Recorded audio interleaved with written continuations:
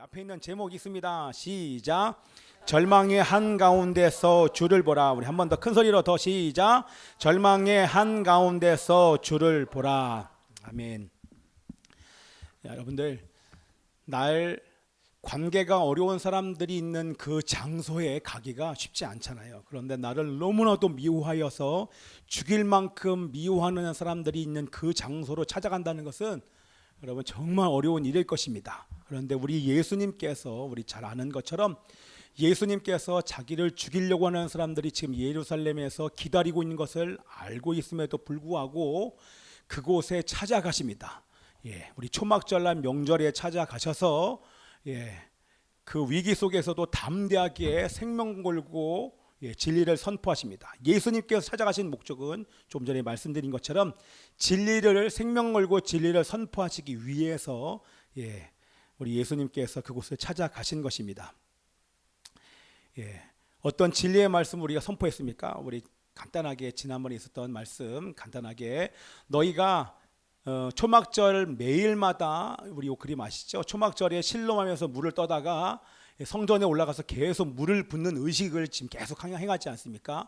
자, 너희들이 물을 붓는 의식을 행하는 것은 과거에 광야 40년간 그 물을 통하여 우리들에게 공급하신 그 물을 상징하는 물의 의식을 하면서 그것을 상징하는 그것을 그 의식적으로 지금 계속 이들이 행하는데 결국에는 광야에서 이 그림처럼 광야에서 40년간 너희를 먹인 것이 바로 예수 그리스도이심을 그들에게 정확하게 공개적으로 선언하시기 위해서 예수님께서 올라가셨습니다. 그리고 예수님께서 초막절 마지막 날에 말씀하신 것처럼 너희들이 매일 물을 붓는 의식을 하는데 그 물이 의미하는 너에게 영원히 목마르지 아니할 생수를 줄 수 있는 자가 바로 나다 라고 하는 것을, 그리고 너희가 그토록 기다렸던 그 메시아가 나임을 우리 공식적으로 공개적으로 선언하시기 위해서 예수님께서 올라가신 것입니다. 예수님은 이렇게 선포하면 결국에는 이 공개적인 선포 뒤에 본인이 죽을 것을 알고 있음에도 불구하고 이거에 대해서 정확하게 알지 못하는 자들에게 목숨 걸고 진리를 외치셨습니다. 자, 오늘 말씀드리려고 하는 것은 뭐냐면, 그랬더니 예수님이 메시아이십니다 라고 인정하는 사람도 있었지만 예수 그리스도가 메시아이심을 인정하지 않는 사람들이 훨씬 더 많았습니다. 그런데 오늘 본문을 보니까 여러분 1절 보세요. 우리 53절과 1절을 보니까 다 각각 집으로 돌아가고 예수는 감람산으로 가시니라. 오늘 본문을 보니까 저녁이 되었어요. 이제는 집으로 돌아갈 시간이 되었습니다. 근데 제가 이 말씀을 보면서 제가 새벽에도 어저께 밤에도 너무 마음이 아픈 거예요. 너무 쓸쓸해 보이는 거예요. 왜냐하면 여러분 다 각각 집으로 돌아왔다는 얘기는 예수 그리스도가, 그러니까 예수를 믿지 않는 종교 지도자들이야 당연히 집으로 돌아갔겠지만 그 중에 메시아로 인정하는 사람들이 있었잖아요. 그런데 다 각각 집으로 돌아갔어요. 집으로 돌아가서 씻고 밥 먹고 잤겠죠. 그런데 그 어떤 누구도 갑자기 제가 확 미안한 마음이 드는 게 해도 너무한 거 아니야? 아무도 예수님을 책임지는 사람이 없어요. 우리 집에 와서 함께 우리 집에 거하시면 좋을 것 같아요. 우리 집에 와서 씻고 주무세요. 우리 집에 와서 제가 음식을 드릴게요 라고 말하는 사람이 단 한 사람도 없습니다. 다 각각 집으로 돌아가고 예수는 본인을 챙겨주시는 사람이 없으니까 어딜 갔습니까? 감람산으로 혼자 가십니다. 뭐 하기 위해서? 나는 이걸 보면서 예수님이 기도하고 싶으셔서 가셨겠지만 습관적으로 우리 감람산에 가서 기도를 하시잖아요. 그런데 아무도 챙겨주는 사람이 없어요.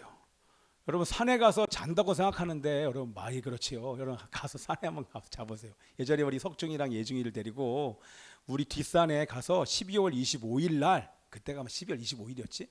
그때에 텐트를 가지고 올라갔어요. 그래서 예수님 생일 잔치 한다고 그것을 원래 텐트 안에서 예수님 생일 잔치를 하고 거기서 산에서 잤어요. 우리 3명이서 자니까 텐트가 좀 좋은 줄 알고 자다가 죽는 줄 알았어요. 얼어 죽는 줄 알았어요. 밖에 온도와 실내 온도가 차이가 나다 보니까 애들은 잘 자는데 그 애들 덮어주려고 이불을 막 겹겹이 덮었는데도 얼마나 추운지 다시는 내가 산에 올라가서 자지 않겠다고 얼마나 결정을 했니. 예, 지금 이걸 딱 보는 순간 예수님께서 여러분 산에 올라가서 편안하게 주무셨겠습니까? 쉽지 않았겠죠. 왜? 이불도 없어요. 그냥 겉옷 하나 가지고 올라가서 감람산이 올리브산이 아닙니까? 그 나무 숲 사이에서 그냥 기도하다가 뭐 기도하는 둥 마는 둥 쉬는 둥 마는 둥 거의 밤을 지새다시피 하면서 그 다음날 새벽이 밝았어요. 새벽이 밝았으면 나 같으면 이렇게 밤 샜으니까 이제 좀 따뜻한 데 가서 사우나라도 가서 좀 목욕도 하고 씻고 밥도 먹고 그런 다음에 한 좀 어느 오전이 지난 다음에 성전에 가서 가르치실 텐데 예수님은 일어나시자마자 바로 성전으로 가십니다. 그리고 성전 앞에 딱 갔더니 나 같으면 마음이 불편해서 뭐라고 좀 간접적이라도 우리 예수님께 사람들에게 얘기했을 거예요. 나는 지난밤에 우리 감람산으로 올라가서 있었는데 기도하면서 했었는데 좀 쉽지 않았다고 좀 이렇게 좀 미안하게 하기 위해서 뭔가 그들이 알아들을 만한 뭔가를 얘기했을 것 같아요. 저 같으면.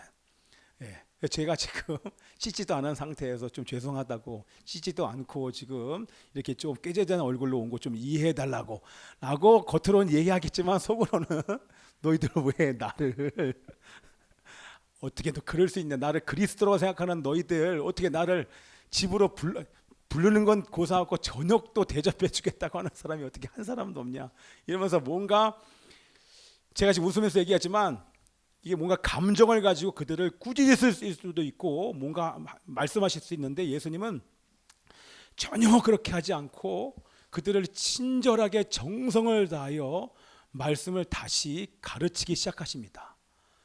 제가 그걸 딱 보면서 예수님이시구나. 너무 미안하면서 그러면서 갑자기 어떤 마음이 드냐면 내가 죄를 졌을 때 예수님이 저를 대한 것들이 뭐 새벽에 생각이 나는 거예요.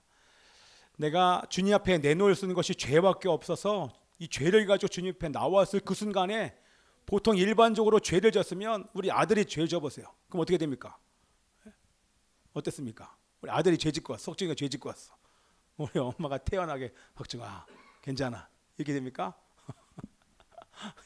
조그마한 실수를 해도 우리 감정이 절제가 되지 않으면서 우리 어저께도 우리 이천에 가서 우리 선교사님들과 같이 교제를 하는데 아들 셋 나면 성격이 바뀐다는 거예요. 그러면서 뭐라고 얘기하냐면 갑자기 또 이런 얘기 하나님께 기도했대요. 그랬더니 뭐라고 얘기하냐면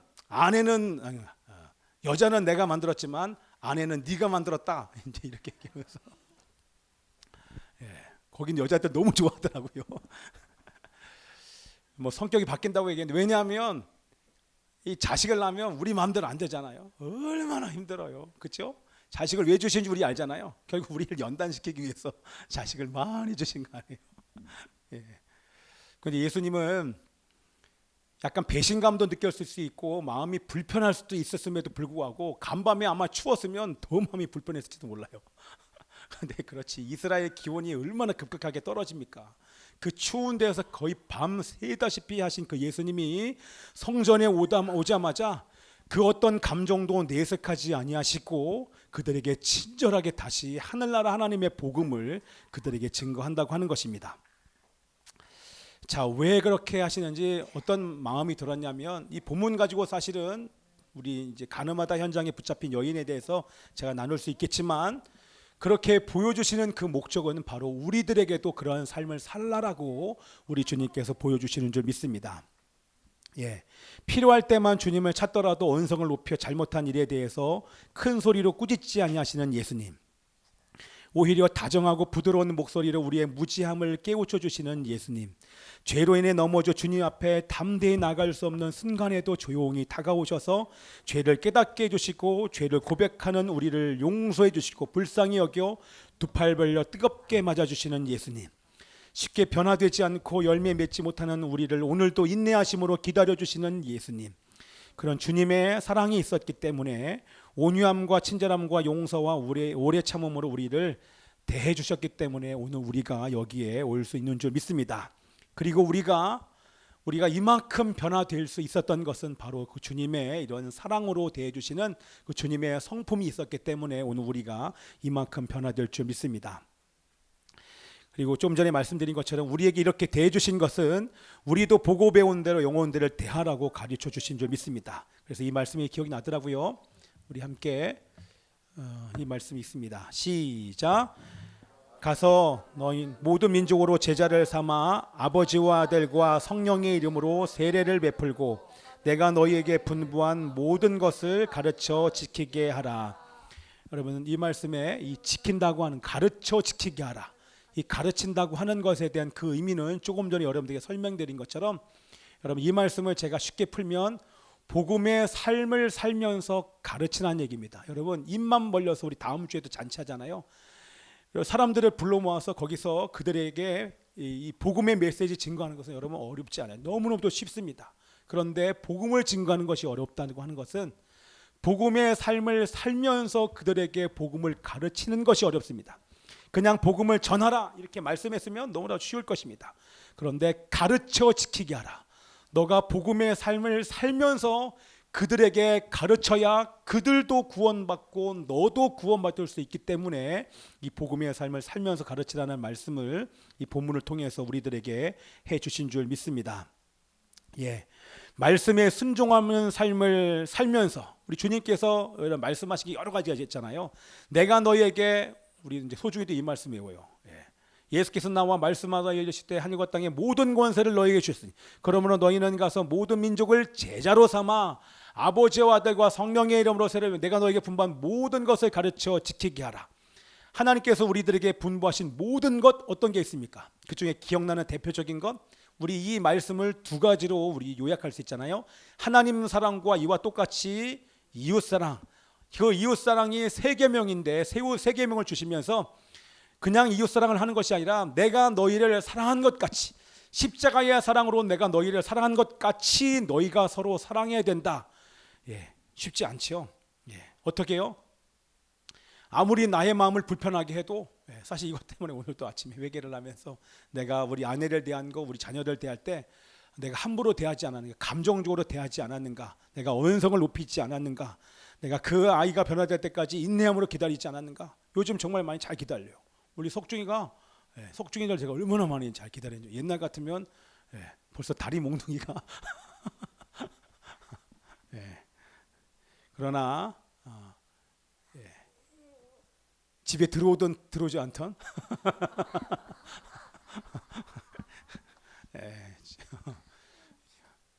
예전 같으면 잠 못 자죠. 들어올 때까지 기다려요.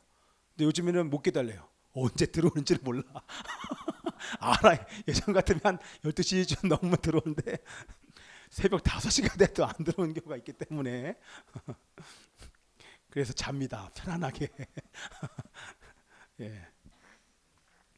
자, 예. 온유함과 인내와 친절함으로 영혼들을 대하라고 우리 주님께서 그러한 삶을 보여주신 줄 믿습니다. 그리고 우리의 힘으로는 감당할 수 없기에 우리가 예수님의 성품으로 영혼들을 만나기 쉽지 않잖아요. 그렇죠? 예. 아직까지도 정말 쉽지 않은 것 같아요. 그런데 우리의 힘으로는 예수님의 성품으로 영혼들에게 다가가서 복음의 삶을 살면서 복음을 증거할 수 없는 것은 아시기에 성령님과 말씀 우리 가운데 주신 줄 믿습니다. 여러분들도 성령님과 말씀을 따라 복음의 삶을 살며 영혼들을 가르치는 멋진 교육자가 되시기를 축복하며 기도합니다. 아멘. 자, 그렇게 우리 성전에서 이제 거의 끝나갑니다. 성전에서 가르치고 있을 때 우리 다 하는 것처럼 저를 잘 보셔야 돼요. 종교 지도자들이 현장에서 간음하다가 붙잡힌 여인을 끌고 옵니다. 안 넘어갑니다. 간단하게 그림을 제가 우리 아이들 때문에 여인을 끌고 왔어요. 자, 끌고 와서 그 한가운데 삥 둘러서서 이미 이 여자를 죽일 마음으로 다 돌 하나씩 이렇게 들고 있습니다. 그렇죠? 여러분 이 상황을 한번 보셔야 돼요. 자, 쭉 얘기하다가 일반적으로 여기 본문을 해석하는 데 얘기하다가 마지막에 이 여인의 입장에서 다시 한번 이 말씀을 조명해 보기를 원합니다. 자, 우리 간음하다 현장에 잡힌 여자를 예수님께 끌고 왔습니다. 모세의 율법에 의하면 간음하다가 현장에 붙잡힌 여인과 남자 둘 다 돌로 죽여야 되는데 남자는 데려오지 않고 여자만 데리고 왔다는 것은 그들에게 예수님을 잡아 죽일 의도가 그 의도가 종교 지도자들에게 악한 의도가 있음을 우리는 분명히 알 수 있습니다. 예수님을 함정에 빠뜨려 잡아 죽이기 위해서 이 여자를 끌고 온 것입니다. 그래서 여자를 정죄하기 위해서가 아니라 예수를 죽일 꾀를 낸 것입니다. 자, 만약에 우리가 다 아는 것처럼 만약에 예수님께서 율법대로 가늠한 여인을 향하여서 맞다, 모세의 율법에 가난한 사람을 돌로 치라고 말했기 때문에 너희들 가지고 온 그 돌로 이 여인을 돌로 쳐라, 이렇게 얘기할 수도 있겠죠. 그렇죠? 만약에 이렇게 되면 어떤 죄에 걸립니까? 그 당시에 로마가 통치하고 있었던 시대이기 때문에 사형 집행권이 사람 유대인에게 있지 않아요. 로마 정부에게 있고 또한 총독에게 있는 이 사형 집행권을 이 예수님께서 휘두르게 되면 권한이 없는 이 예수님이 살인을 지시한 살인 교사죄와 로마 반역죄로 고소당할 수 있는 것을 예수님 아십니다. 만약에 반대로 여인을 용서하고 그냥 보내주면 어떻게 됩니까? 그러면 하나님께서 주신 율법을 어긴 율법 파기자와 신성 모독자로서 예수님이 정죄받을 수 있는, 이러지도 못하고 저러지도 못하는 진퇴양난의 그런 함정에 예수님이 빠진 것을 아십니다. 그때 우리가 잘 아는 것처럼 다 줄여서 예수님께서 한 가지 행동을 하시는데 땅에다가 글씨를 쓰십니다. 그리고 예수님께서 7절의 말씀을 하신 이후에 또다시 땅에 글씨를 쓰십니다.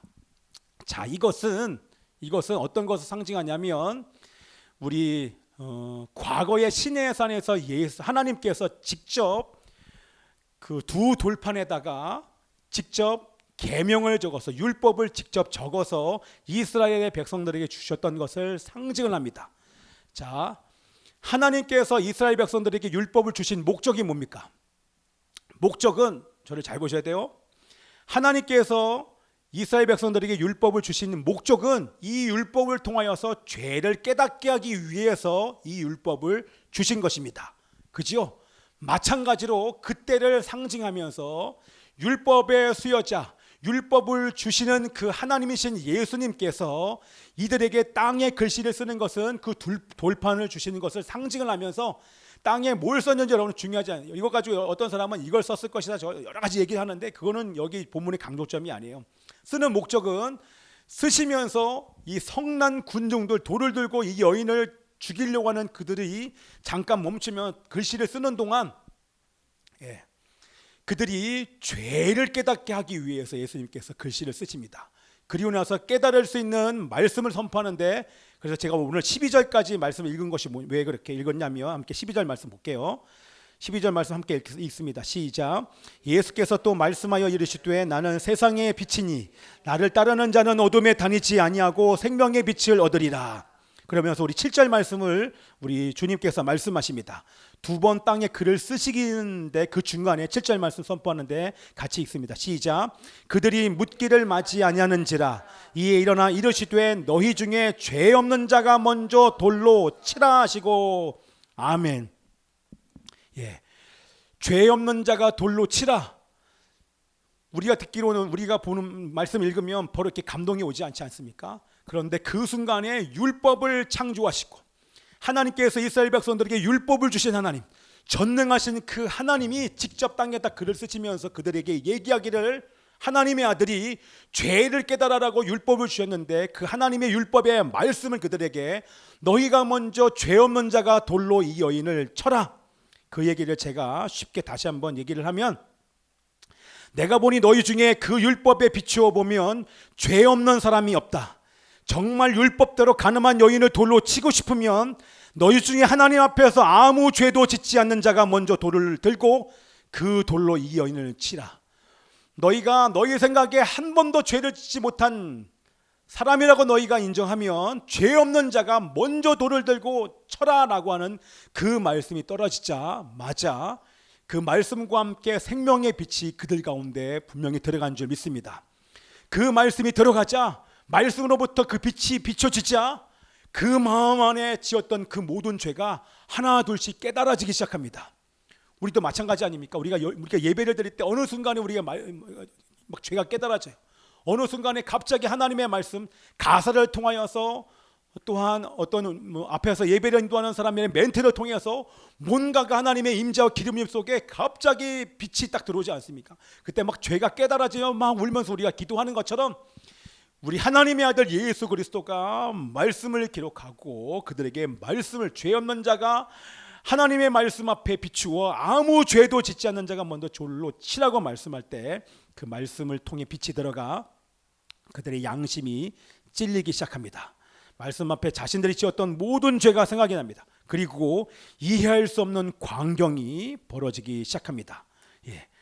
가늠한 여자를 끌고 죽여서라도 예수님을 죽일 계획으로 기세에 등등하여 왔던 자들이 주님의 말씀 앞에 어른에서부터 젊은이에 이르기까지 모두 양심의 가책을 느끼고 그 자리를 떠난 것입니다. 그림이 다 있어요. 그리고 율법에 따르면 사형을 집행하려면 적어도 2명 이상의 사형을 처형하는 데 필요한 증인이 필요합니다. 그런데 모든 사람이 떠났기 때문에 이제는 더 이상 이 여인을 죽일 수 있는 사람이 아무도 없고, 여자를 돌로 쳐서 죽이도록 정죄할 증인이 아무도 없기 때문에 그 공간 안에 다 가고 예수님과 여자 둘만 남았습니다. 여러분 멋있지 않습니까? 벌떼처럼 달려들어서 그 성난 눈으로 살기 기세등등하여 살기를 간 눈빛으로 자기가 가지고, 어떤 사람은 큰 돌을 가지고 어떤 작은 돌을 들고 예수님의 명령이 떨어지자마자 예수를 죽이려고 했던 모든 사람들이 예수님의 말씀에 비답해 자기의 죄가 드러나서 양심이 가치가 되고 다 떠납니다. 근데 그 순간 여인과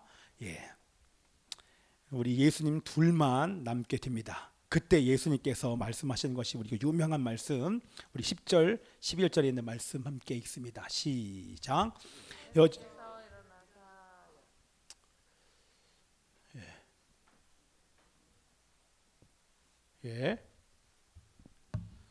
여자여 너를 고발하던, 제가 다 빼먹었어요. 제가 읽을게요. 여자여 너를 고발하던 그들이 어디 있느냐? 그 다음부터 너를 정죄한 자가 없느냐? 대답하되 주여 없나이다. 예수께서 이르시되 나도 너를 정죄하지 아니하노니 가서 다시는 죄를 범하지 말라. 아멘. 예전에 제가요 이 말씀 가지고 우리 석중이한테 얘기한 적이 있습니다. 기억나죠? 할렐루야. 그런 적이 있었어, 이진아. 예전에 막 그때도 변함없이 엄마야 아빠의 속을 긁는 일들이 있었죠. 그때 갑자기 이 말씀이 생각이 났어요. 그래서 우리 평상시 같으면 석중아 몇 대 맞을래? 이래가지고 때려줬어야 되는데 때려주지 않고 갑자기 제가 그때도 산에 갔다 와서 우리 아들한테, 아들아 말씀에 가늠한 여인을 향해서 정죄하지 않는다고 말씀하시니까 나도 너를 정죄하지 않는다 이렇게 얘기했더니 제 얼굴이 밝아지는 거예요. 왜? 안 맞으니까. 얼마나 좋아하든지. 그리고 나서 사실 달라졌죠.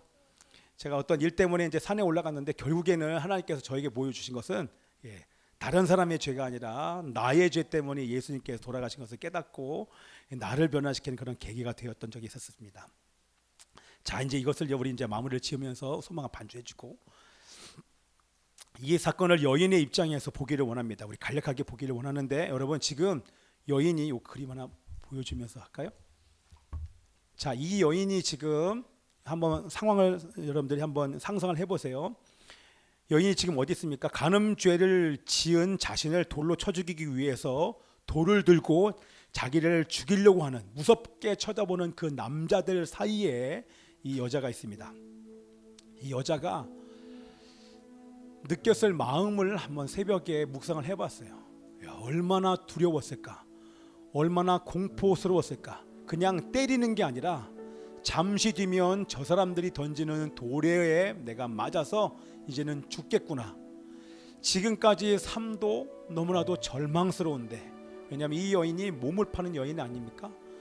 지금까지의 삶도 너무나도 공허하고 절망스러워서 이 공허함을 달래기 위해서 사실은 이런 일을 할 수밖에 없었는데, 소망이란 하나도 찾아볼 수 없는 절망스러운 환경과 삶을 지금까지 살았는데, 지금 이 마지막에 현장에서 간음하다 잡힌 것은 죄인 것은 알지만, 그러나 내가 이 지금 지켜보는 이 모든 사람들이 돌을 들고 죽이려는 그 순간에 얼마나 공포스러웠겠습니까? 우리야 지금 편안하게 있으니까 상상이 안 가지만 현장에 있다고 한번 여러분 상상을 한번 해보십시오. 얼마나 무섭고 얼마나 절망스러웠겠습니까? 그 절망스러운 순간 그 어떤 사람도 도와줄 사람이 아무도 없습니다. 나를 낳아주신 부모도 나의 친구도 그 어떤 사람도 이 여인을 그 죽음의 공포와 절망, 극심한 절망의 환경에서 건져줄 수 있는 사람은 아무도 없습니다. 그런데 놀라운 것은 예수님과 앞에 있는 사람들이 몇 마디 대화를 했는데 갑자기 놀라운 일이 생깁니다.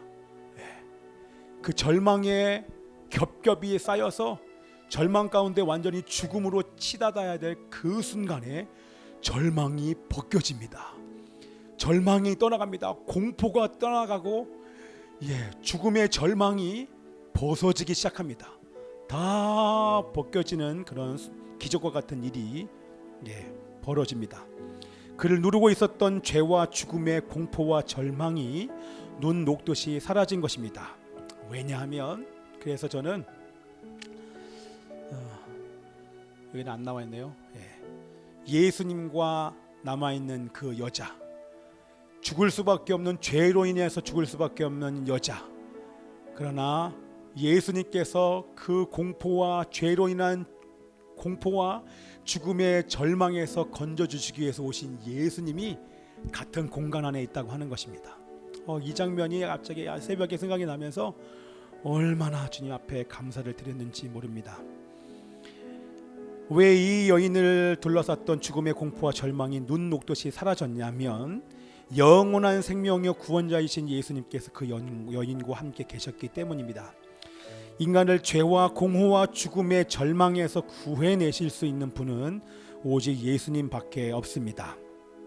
제가 이것을 말씀을 전하면서 혹시 우리 중에 감당할 수 없는 고통과 절망 속에 빠진 자들이 있습니까? 그리고 지금 이태원 사고로 말미암아 아마 이것과 같은 동일한 고통과 절망의 상태에 들어가신 우리 부모님들이 또한 가족들과 교인들이 많이 있을 것입니다.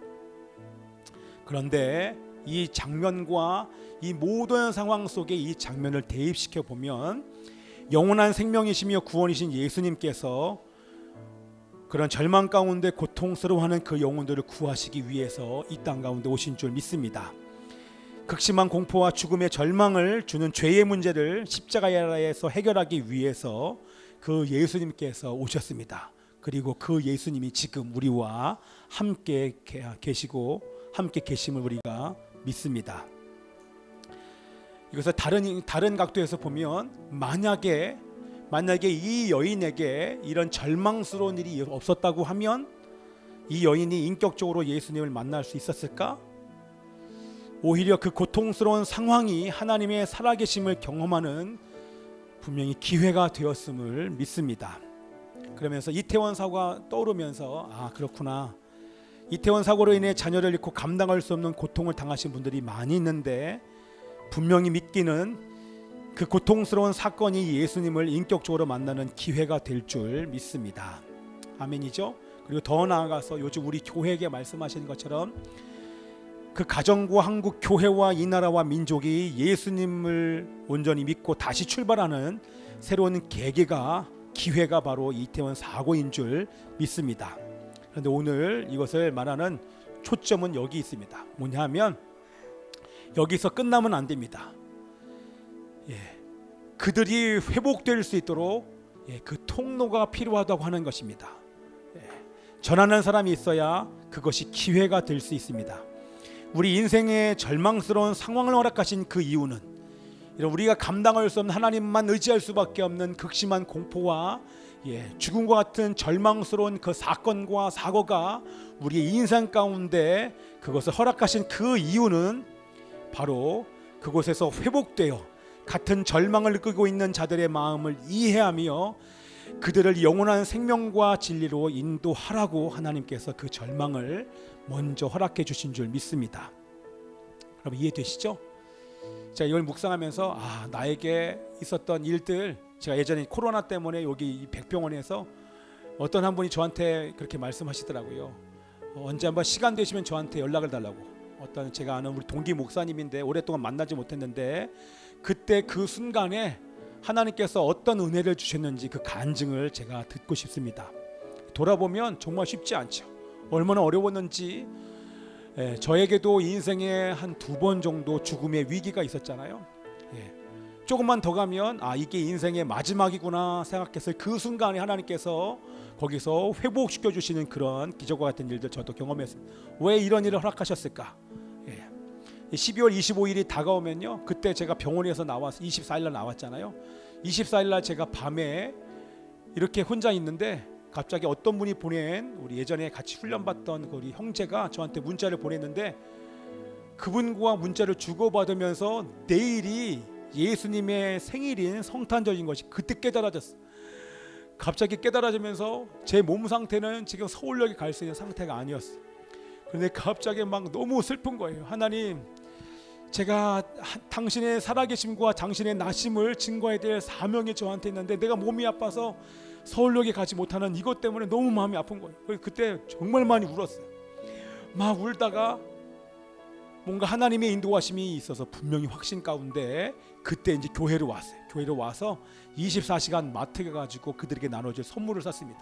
앞으로 어떻게 펼쳐질지 모르겠지만 우리 사랑하는 2 아들과 우리 아내와 우리 소중이만 데리고라도 제가 서울역에 가서 단 한 사람에게라도 복음을, 주님의 나심을 증거하겠다는 마음에 교회로 와서 밤을 새고 선물을 준비하기 시작했습니다. 선물을 준비해서 그때 또 부모님이 같이 가신다 그래서 같이 서울역에 가서 복음을 증거했는데 얼마나 은혜가 됐는지. 근데 사실 제가 몸이 다 회복된 게 아니었잖아요. 숨을 쉴 수가 없으니까 마스크 쓰면 죽겠더라고요. 막 죽을 만큼 힘들어요. 숨을 못 쉬겠어요. 아직 폐가 회복이 안 됐어요. 근데 마스크 벗고 주님의 나심을 선포하고 가는데 그곳에 계신 노숙자들이요, 워낙 빨리 예수님을 영접해야 선물 줄지를 잘 알고 계신 이 노숙자들이 얼마나 우렁차게 영접 기도를 따라하는지. 그런데도 그게 너무 좋았어요. 그 서울역에서 주님의 나심을 선포하면서 복음을 선포하고 예수님이 바로 여러분을 절망 가운데, 지금은 여러분들이 노숙자로 살 수밖에 없지만 그 노숙자의 삶에서 여러분들을 구원하기 위해서 예수님께서 오셨습니다.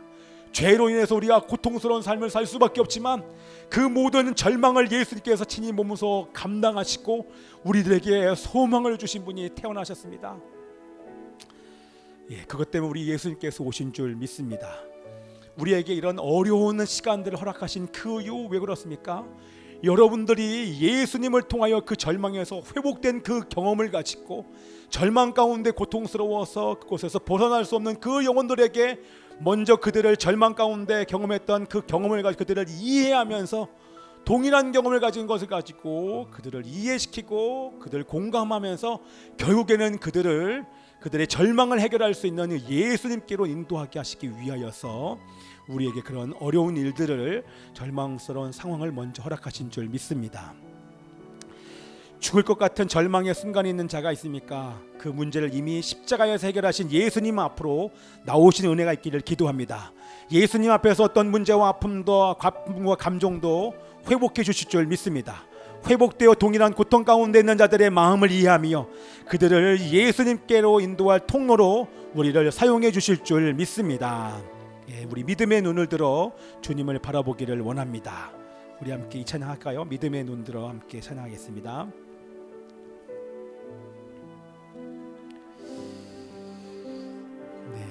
믿음의 눈 들어 주를 보리, 이 또한 지나가리라. 주어진 내 삶의 시간 속에 주의 뜻 알게 하소서. 믿음의 눈 들어, 믿음의 눈 들어 주를 보리, 이 또한 지나가리라. 주어진 내 삶의 시간